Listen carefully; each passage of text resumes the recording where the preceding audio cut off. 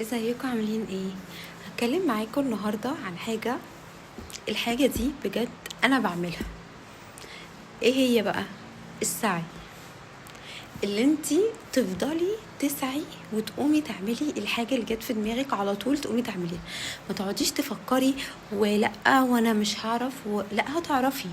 جربي وهتشوفي. والله العظيم انا لو حكيت لكم انا كميه الحاجات اللي انا عملتها، وعشان انا واحده ما كنتش يعني مش عارفه شغفي فين، فكنت بجرب كل حاجه في الحياه من زمان قوي وانا عماله بشتغل اونلاين وبفشل. بجيب حاجات وبتطلع مضروبه وبرضه بفشل. بصوا كل شويه بفشل وبعد كده بنجح، بفشل وبنجح، بفشل وبنجح. كل شويه بتطور اكتر من الاول، كل شويه بفهم اكتر من الاول. طبعا في حياتنا بنواجه انتقادات كتير قوي. طبعا هنواجه انتقادات كتير، هنواجه تريقة بطريقة مش طبيعية، وهتلاقيها التريقة دي بقى هتلاقيها جت منين؟ هتلاقيها جت من أقرب حد ليكي. هيقعدوا يتريقوا عليكي، هيقعدوا يقولك ايه اللي انت بتعمليه ده، ما تقعدي بقى في حتة. هيقولوا لك بطلي كله عمل اللي انت عملتيه. والله والله والله ما تشغلوش بالكم بكلام حد. اللي انت عايزة تعمليه اعمليه، وخليكي واثقة في الطريق اللي انت هتمشي فيه، وجربي. والله الطريق ده منفعش خلاص تشوفي حاجة تانية. جربي كل حاجة نفسك تجربيها جربيها. امال احنا عايشين ليه؟ عايشين عشان ناكل ونشرب وننام وخلاص، ولا عشان يبقى بنعمل حاجة بنحبها؟ والله انا لو حكيت لكم انا بعمل ايه انتوا بجد مش هتصدقوا.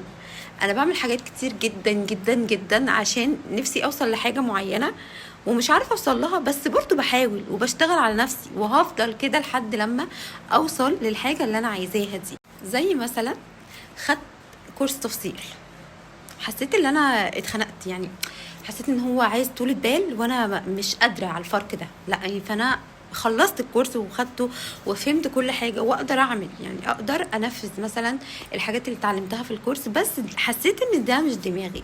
خدت كورس انجليزي، خدت كورس علاقات، عماله باخد حاجات كتير قوي وبعمل وبجرب كل حاجه. عملت جروب على الفيسبوك وعلى الانستجرام ببيع حاجات اونلاين.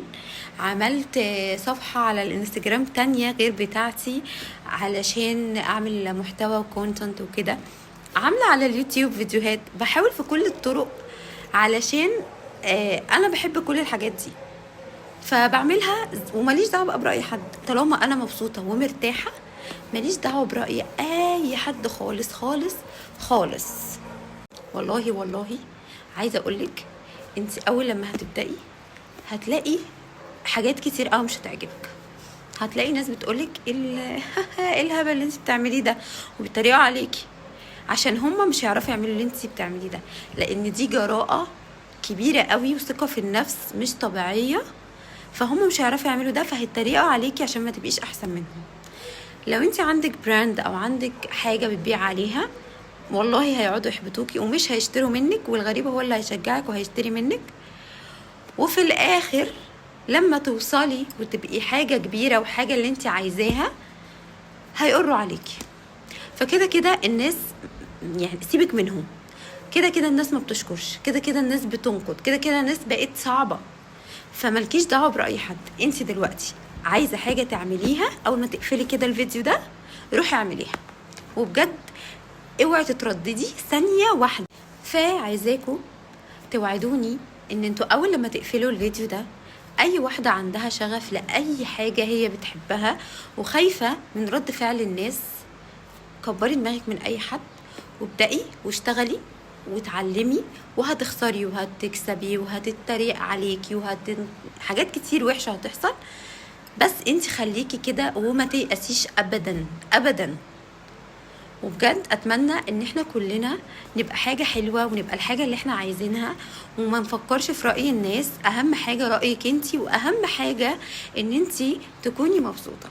ولو الحلقة عجبتكم عرفوني واكتبوا لي في الكومنتس ايه اول حاجة هتبدأوا تعملوها وهتجربوها وهتبقوا مبسوطين وانتوا بتعملوها. باي باي.